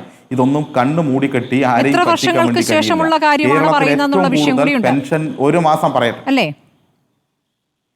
ഓരോ കാലം, ഓരോ ചെലവ്, ഓരോ പെൻഷൻ. ഇനി ശ്രുതിക്ക് സംശയം ഉണ്ടേ അല്ല പറയാം. അതായത് UDFന്റെ കാലത്ത് ക്ഷേമ പെൻഷന് വേണ്ടി എല്ലാ ക്ഷേമ പെൻഷനുകൾക്കും കൂടി ആകെ ചെലവഴിച്ച തുക 8,833 കോടി രൂപയാണ്. ഏതാണ്ട് 9,000 കോടി രൂപ എന്ന് പറയാം. അതിൽ തന്നെ നമ്മൾ കാണേണ്ടത് ഒന്നാം പിണറായി സർക്കാർ 2016 അധികാരത്തിൽ വന്നപ്പോൾ കേരളത്തിൽ ഏറ്റവും കൂടുതൽ ക്ഷേമ പെൻഷൻ ഒരു ഗുണഭോക്താവിന് കിട്ടിയ മാസം എന്ന് പറയുന്നത് അത് ആ ഓണക്കാലമായിരുന്നു, സെപ്റ്റംബർ മാസം. ആ സെപ്റ്റംബർ മാസത്തിൽ 13,000 മുതൽ 15,000 രൂപ വരെ ഓരോ ഗുണഭോക്താവിനും കിട്ടി. നമുക്ക് ഓർമ്മയുണ്ട്, ഒരു അഭിമുഖത്തിൽ ചാനൽ ഇൻ്റർവ്യൂവിൽ പിണറായി മുഖ്യമന്ത്രിയോട്, അദ്ദേഹത്തോട് ഒരു പ്രമുഖ മാധ്യമപ്രവർത്തകൻ ചോദിച്ചു, താങ്കളുടെ ഭരണത്തിൽ താങ്കൾക്ക് ഏറ്റവും സന്തോഷമുണ്ടായ അനുഭവം എന്ത് എന്ന് ചോദിച്ചപ്പോൾ ആ ക്ഷേമ പെൻഷൻ, ഇങ്ങനെ കുടിശ്ശികയാക്കി വെച്ച ക്ഷേമ പെൻഷൻ ഒന്നായിട്ട് ഇങ്ങനെ 2,000-ൻ്റെയും 500-ൻ്റെയും ഒക്കെ നോട്ടായി ആളുകളുടെ മുന്നിലേക്ക് കൊടുത്തപ്പോൾ അവരുടെ ചിരിയുണ്ടല്ലോ, ആ ചിരിയാണ് ഏറ്റവും കൂടുതൽ എനിക്ക് സന്തോഷം പകർന്നത് എന്ന് പറഞ്ഞ് നമുക്ക് ഓർമ്മയുണ്ട്. അതുകൊണ്ട് അതിന്റെ വിശദാംശങ്ങളിലേക്ക് പോകേണ്ടതില്ല എന്നുള്ളതാണ്. മറ്റൊന്ന് ഞാൻ പറയട്ടെ ഒരു മിനിറ്റ്, നമുക്ക് അത്ര ദീർഘമാക്കാൻ സമയമില്ലാത്തതുകൊണ്ടാണ് സജീഷ് ഒറ്റ കാര്യം.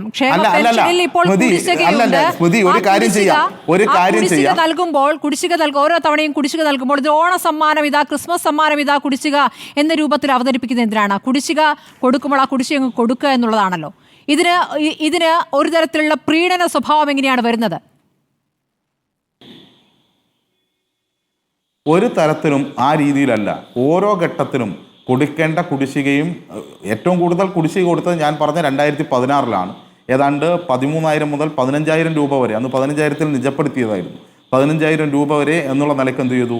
ഒന്നായിട്ട് കൊടുത്തു തീർത്തു. അതായത് UDFന്റെ കാലത്തെ കുടിശ്ശിക കൊടുത്തു തീർത്തു. പിന്നീട് കടുത്ത സാമ്പത്തിക പ്രതിസന്ധിയിലേക്ക് കേരളത്തെ തകർക്കാൻ വേണ്ടി ശ്രമിച്ച ഘട്ടത്തിൽ 5 മാസത്തെ പെൻഷൻ കുടിശ്ശിക വന്നിരുന്നു. ആ കുടിശ്ശിക ഘട്ടം ഘട്ടമായി ഇപ്പോൾ കൊടുത്തു തീർക്കുന്നു, സാധാരണഗതിയിലേക്ക് മാറുന്നു. ഞാൻ അതിൽ ചുറ്റിത്തിരിയാനില്ല. മറ്റു കാര്യങ്ങൾ കൂടി വിശദീകരിച്ച് സംശയമുണ്ടെങ്കിൽ മറ്റു കാര്യങ്ങളിലേക്ക് ഞാൻ കടക്കാം. അതിനുശേഷം ഞാൻ വാഗ്ദാനമായിരുന്നു. ഇപ്പോൾ ഇതാ ഭരണം അവസാനിക്കാൻ ഇനി മാസങ്ങൾ മാത്രമേ ഉള്ളൂ. ഈ 2,500 എന്ന വാഗ്ദാനത്തിലേക്ക് നിങ്ങൾ എപ്പോഴാണ് എത്തിച്ചേരുക? അത് എത്തിച്ചേർന്നിട്ടില്ല. അതിലേക്കാണ് ഞങ്ങൾ ലക്ഷ്യമിടുന്നത് എന്ന് പറയുക, കുടിശ്ശിക കൊടുക്കാൻ വൈകുക, കുടിശ്ശിക കൊടുക്കുമ്പോൾ ഇതാ സമ്മാനം എന്ന രീതിയിൽ അവതരിപ്പിക്കുക. ഇതിനെയാണ് വിമർശിച്ചിട്ടുള്ളത്. ഇനി നിങ്ങൾ എല്ലാ പെൻഷനും എന്ന് പറയുമ്പോൾ ക്ഷേമനിധി ഉണ്ടല്ലോ, ഈ കെട്ടിട നിർമ്മാണ തൊഴിലാളി ക്ഷേമനിധി 20 മാസമായി പെൻഡിംഗ് ആണ്, കുടിശ്ശികയാണ്.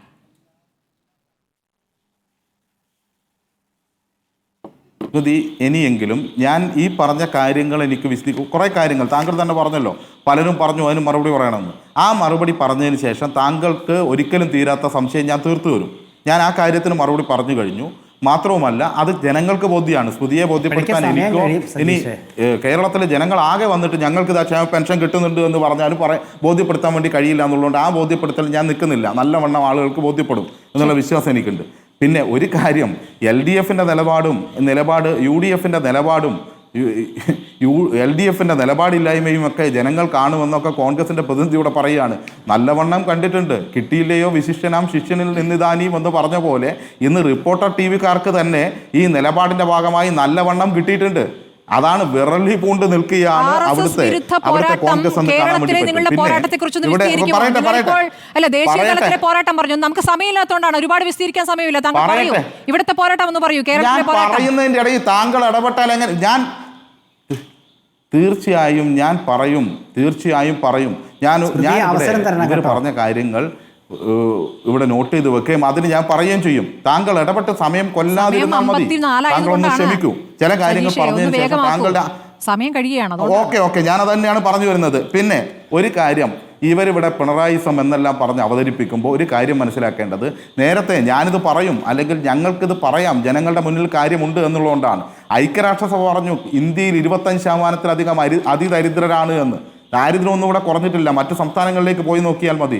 അപ്പോഴാണ് കേരളത്തിൻ്റെ മുഖ്യമന്ത്രി പറയുന്നത് ഇവിടെ ഒരാൾ പോലും അതിദരിദ്രനായിട്ടുണ്ടാവില്ല എന്ന് പറയാൻ ഈ കേരളത്തിലെ മുഖ്യമന്ത്രിക്ക് മാത്രമേ ഇന്ത്യയിൽ സാധ്യമാകൂ. മറ്റൊരു മുഖ്യമന്ത്രിക്കും ഇന്ത്യയുടെ പ്രധാനമന്ത്രി, കോൺഗ്രസ്, BJP ഇനി ഒരു 100 വർഷം ഇന്ത്യ ഭരിച്ചാലും സാധ്യമാവില്ല എന്നുള്ള കാര്യം ഉറപ്പാണ്. അതാണ് ഈ കേരളത്തിൻ്റെ സവിശേഷത എന്ന് പറയുന്നത്. പിന്നെ ഇവിടെ കഴിഞ്ഞ UDF-ന്റെ കാലം മറന്നുപോയി എന്നാണ് ഇവരെല്ലാം കരുതുന്നത്.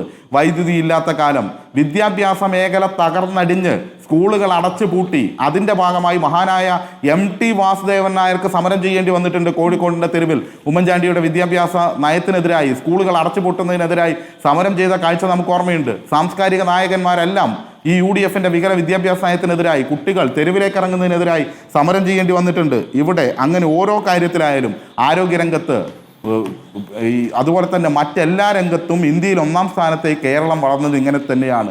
പിന്നെ ഇവിടെ വനവുമായി ബന്ധപ്പെട്ട കാര്യം പറഞ്ഞു. ശിവശങ്കർ എന്തെല്ലാമോ തനിക്കറിയാം എന്നുള്ള രീതിയിൽ ആളുകളെ തെറ്റിദ്ധരിപ്പിക്കാൻ വേണ്ടി ശ്രമിക്കുകയാണ്. ഒരു കാര്യം ശ്രീ ശിവശങ്കർ, ഒരു കാര്യം, 1972 വന നിയമത്തിന് 5 ഭേദഗതി ഈ രാജ്യത്തുണ്ടായിട്ടുണ്ട്. അതിൽ 2 ഭേദഗതി നടത്തിയ വാജ്പേയിയുടെ കാലത്തും അതുപോലെ തന്നെ ഈ നരേന്ദ്രമോദിയുടെ കാലത്തും. നിങ്ങൾ ഈ മനുഷ്യപക്ഷത്ത് നിന്ന് നടത്തിയ ഭേദഗതി എന്താണെന്ന് പറയും?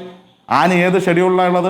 കുരങ്ങിനെ ഷെഡ്യൂളിലേക്ക് മുകളിലോട്ട് കയറ്റിയിട്ട് കുരങ്ങിനെ പോലും പുലിയുടെയും കടുവയുടെയും പട്ടികയിലേക്ക് കൊണ്ടുവന്നിട്ട് അതുപോലും മനുഷ്യന് ഭീഷണിയാകുന്ന രീതിയിലുള്ള ഭേദഗതിയല്ലേ നിങ്ങൾ വരുത്തിയത്? ആ ഭേദഗതി എന്തെങ്കിലും നിങ്ങൾ വരുത്തിയിട്ടുണ്ടോ? ഉണ്ടെങ്കിൽ നിങ്ങൾ പറയും. ചർച്ചയ്ക്ക് സമയമില്ലെങ്കിൽ നിങ്ങൾ കൃത്യമായി പറയും, ഞങ്ങൾ വരുത്തിയ ഭേദഗതി എടുത്ത് മേശപ്പുറത്ത് വെക്കുക. ഇവിടെ നിങ്ങൾക്ക് ഈ രാജ്യത്തെ ജനങ്ങൾക്ക് വേണ്ടിയിട്ടുള്ള, കേരളത്തിലെ മലയോര ജനതയ്ക്ക് വേണ്ടിയിട്ടുള്ള ഒരു ഭേദഗതിയും നിങ്ങൾ വരുത്തിയിട്ടില്ല. ഈ 5 ഭേദഗതികളും മനുഷ്യനെതിരും മൃഗങ്ങൾക്ക് വേണ്ടിയുമായിരുന്നു. ഞങ്ങളാണ് കൃത്യമായിട്ട് ആ കാര്യം പറഞ്ഞുകൊണ്ടിരിക്കുന്നത്. പിന്നെ ഒരു കാര്യം, ജാതീയമായി ഭിന്നിപ്പുണ്ടാക്കാനും വർഗീയപരമായി ഒന്നിപ്പിക്കാനുമാണ്. പിന്നെ ഒറ്റ കാര്യം കൂടി, ശിവശങ്കറിന് സമയം കൊടുത്തോളൂ. ഒറ്റ കാര്യം കൂടി പറയാം. കേരളത്തിൽ RSS വിരുദ്ധ പോരാട്ടം ഞങ്ങൾ നടത്തുന്നതുകൊണ്ടാണ് മറ്റ് സംസ്ഥാനങ്ങളിൽ നടക്കുന്നത് ഇവിടെ നടക്കാത്തത്. പിന്നെ ഒരു കാര്യം കൂടി, ഇന്നുൾപ്പെടെ നമുക്ക് കാണാം. അല്ലല്ല എല്ലാരും ഞാൻ നീട്ടിക്കൊണ്ടുപോകുന്ന ഒറ്റ കാര്യം കൂടി പറഞ്ഞ് ഞാൻ അവസാനിപ്പിക്കാം. അത്രയൊക്കെ മതി. ഒരു കാര്യം, ശ്രീ ശിവശങ്കർ ഒരു കാര്യം മനസ്സിലാക്കേണ്ടത്, ദളിത് പിന്നോക്കക്കാർ അവരുടെ സംരക്ഷണം എന്നൊക്കെ പറയുകയാണ് BJP-യുടെ പ്രതിനിധി.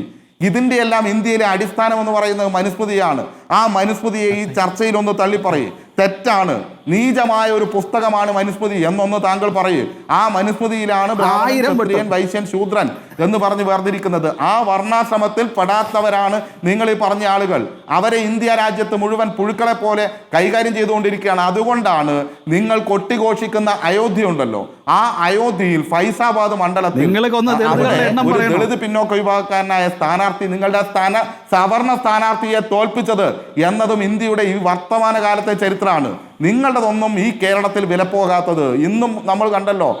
ഇവിടെ RSS-ന്റെ ചിത്രവും വെച്ചിട്ട് ഗവർണറുടെ പരിപാടി നമ്മുടെ ഇന്നത്തെ പരിസ്ഥിതി ദിനം നടത്താൻ വേണ്ടി തീരുമാനിച്ചാൽ പറ്റില്ല എന്ന് പറയുന്ന നിലപാട് സ്വീകരിക്കുന്ന ഒരു ഗവൺമെന്റ്. അത് തന്നെയാണ് ഇവിടെ സമാധാനമുള്ളത്. ഇവിടെ ഈ രാജ്യത്തുടനീളം വർഗീയ കലാപങ്ങളും പ്രശ്നങ്ങളും ഉണ്ടാകുമ്പോൾ മുഖ്യമന്ത്രിയിൽ നിന്ന് വന്നോ ശക്തമായ പ്രതികരണം? എല്ലാവരിൽ നിന്നും വന്നിട്ടുണ്ട്, എല്ലാവരും വരികയും ചെയ്യും. സ്മൃതി, ഒരു കാര്യം, ഇങ്ങനെ ഓരോ സമയത്തും നിങ്ങൾക്ക് എന്താ പ്രശ്നം അറിയാം? സ്മൃതി ഇപ്പോ പരിപാടി വേറെ സ്ഥലത്തേക്ക് മാറ്റി എന്ന് പറഞ്ഞിട്ട് മുഖ്യമന്ത്രിയെ തകർക്കാൻ വേണ്ടി കഴിഞ്ഞില്ല. അതുകൊണ്ട് ഉറക്കത്തിൽ ഞെട്ടി ഉണരുന്ന ഒരു സ്വഭാവം നിങ്ങൾക്കൊക്കെ ഉണ്ട്. ഞങ്ങൾ എല്ലാവരും പറയുന്നത് മുഖ്യമന്ത്രി ഉൾപ്പെടെയുള്ള ആളുകളുടെ നിലപാടാണ്. അവരെ മാതൃകയാക്കിക്കൊണ്ടാണ് ഞങ്ങൾ മുന്നോട്ട് പോയിക്കൊണ്ടിരിക്കുന്നത്. ഈ കേരളത്തിന്റെ മതനിരപേക്ഷത ഉയർത്തിപ്പിടിക്കാൻ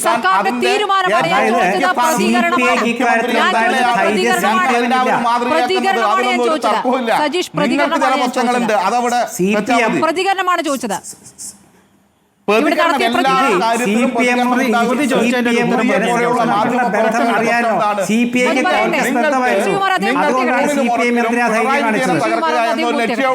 ആ ലക്ഷ്യം നിങ്ങൾ തുറന്നോളൂ. അതിലെന്താ ഇവിടെ കുഴപ്പം? അതിലെന്താണ് ഇവിടെ കുഴപ്പം? എല്ലാവരും പറയേണ്ട കാര്യങ്ങൾ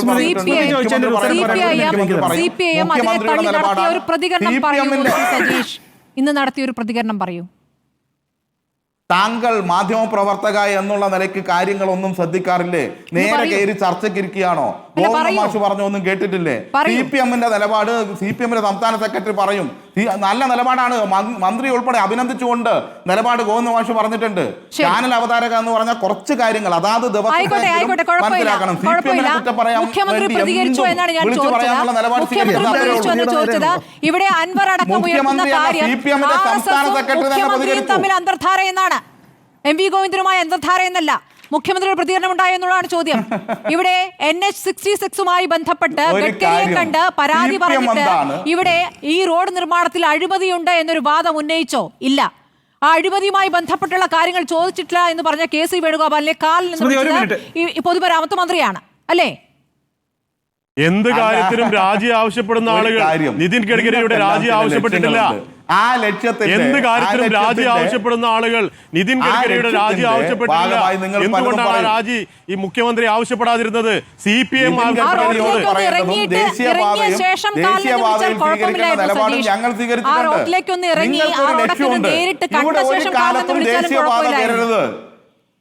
ഒരു ചെറിയ രീതിയിലുള്ള വിമർശനം പോലും കേന്ദ്ര ഗവൺമെന്റിനെതിരായി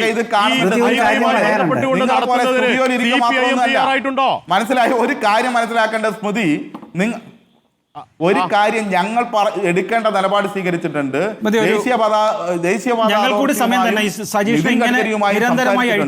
അതിന്റെ അടിസ്ഥാനത്തിൽ നിലപാടുണ്ടാകും. നിലപാടെടുക്കേണ്ടത് നിലപാടെടുക്കും. അതിൽ അഴിമതി കാണിച്ചതും തെറ്റ് കാണിച്ച ആളുകളെയും ശിക്ഷിക്കപ്പെടണമെന്നാണ് നിലപാട് കൃത്യമായി മന്ത്രി ഉൾപ്പെടെ പറഞ്ഞിട്ടുണ്ട്. പത്രസമ്മേളനം വിളിച്ച് പറഞ്ഞിട്ടുണ്ട്. ഡൽഹിയിൽ വെച്ച് തന്നെ പറഞ്ഞിട്ടുണ്ട്. പിന്നെ എന്താണ് പ്രശ്നം? നിങ്ങൾക്ക് വേണുഗോപാൽ ഉൾപ്പെടെ ദേശീയപാത സമയബന്ധിതമായി പൂർത്തിയാകരുത് എന്ന ലക്ഷ്യം. അതിൽ അഴിമതിയെ കുറിച്ച്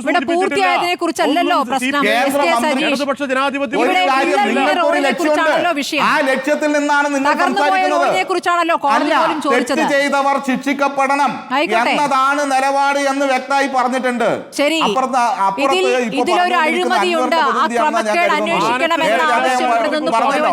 സ്വന്തമായി വഴിതെറ്റി ഇപ്പൊ സ്വന്തമായി കുഴിവെട്ടി നിൽക്കുകയാണ്. അതിന്റെ ഭാഗമായി പലതും വിളിച്ചു പറയും. ശരി, ഏത് കുഴിയാണ്, ഏത് കുഴിയിൽ ആര് വീഴുമെന്ന് നമുക്ക് നോക്കാം. വളരെ നന്ദി.